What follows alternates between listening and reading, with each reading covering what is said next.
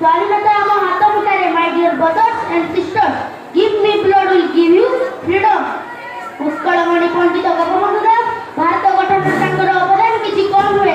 ତେଣୁ ସେ ସ୍ୱାଧୀନତା ସଂଗ୍ରାମରେ ଯୋଗଦେଇ ଲେଖିଥିଲେ, ମିଶୁ ମୋର ଦେହ ଏ ଦେଶ ମାଟିରେ, ଦେଶବାସୀ ଚାଲି ଯାଆନ୍ତୁ ପିଠିରେ, ଦେଶର ସ୍ୱରାଜ୍ୟ ପଥେ ଯେତେ ଗାଢ଼, ପୁରୁଷ ହୋଇ ପଡ଼ି ମୋର ମାଂସ ହାଡ଼। କିନ୍ତୁ ମଞ୍ଜୁଲତା ଦାସ ତାଙ୍କୁ ତାତ୍ପର୍ଯ୍ୟ କରି କହିଥିଲେ, ମିଶୁ ଦେଶ ପାଣ୍ଠି ମଗର ପାଣ୍ଠିରେ, ଦେଶବାସୀ ମରି ଯାଆନ୍ତୁ ଦୁଃଖରେ।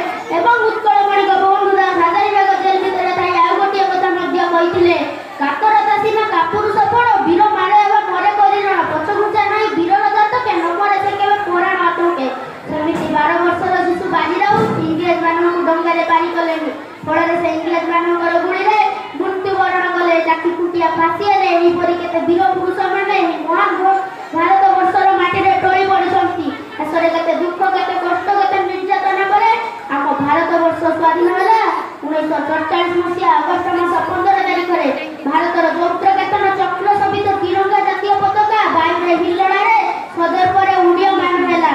ଦେଶ ସ୍ୱାଧୀନ ହେଲା ସତ ମାତ୍ର, କିନ୍ତୁ ଏହି ସ୍ୱାଧୀନତାର ପ୍ରଥମ ଜନ୍ମତିଥି ପାଳନ ଅବସରରେ ଜାତିର ଜନକ ମହାତ୍ମା ଗାନ୍ଧୀ ଏକ ନିର୍ଭୁଲ କୋଠରୀ ମଧ୍ୟରେ ବସି ଏକାନ୍ତରରେ ଅଶ୍ରୁ ବିସର୍ଜନ କରୁଥିଲେ।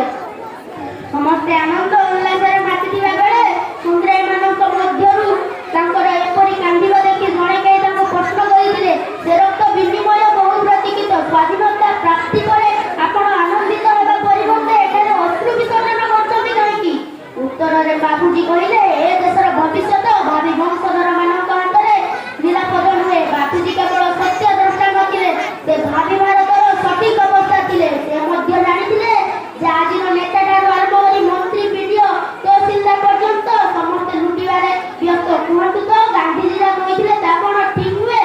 ଭାରତ ବର୍ତ୍ତମାନ ଜର୍ଜରିତ। ସନ୍ତ୍ରାସବାଦୀମାନଙ୍କର ଘନ ଘନ ଅତ୍ୟାଚାର, ନିରୀହ ନେତାମାନଙ୍କ ଉପରେ ଗୁଳିବର୍ଷଣ, ଦେଶର ରାଜକୋଷରୁ ଅର୍ଥ ଶୋଷଣ।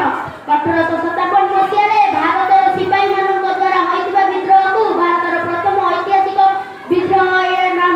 ଏହା ଭାରତର ପ୍ରଥମ ଐତିହାସିକ ବିଦ୍ରୋହ 1942 ମସିହାରେ ଓ ଭାରତ ଛାଡ଼ ଆନ୍ଦୋଳନ ହୋଇଥିଲା। ଏହି ଆନ୍ଦୋଳନ କଂଗ୍ରେସ କମିଟି ଦ୍ୱାରା ହୋଇଥିଲା। ଏହି ଆନ୍ଦୋଳନ ଥିଲା ଇଂରେଜମାନେ ଭଲରେ ଭଲରେ ଭାରତ ଛାଡ଼। 1930 ମସିହା ମାର୍ଚ୍ଚ ମାସ 12 ତାରିଖରେ ଗୁଜରାଟର ଦାଣ୍ଡି ନାମକ ସ୍ଥାନରେ ଦାଣ୍ଡି ଯାତ୍ରା ହୋଇଥିଲା। 1920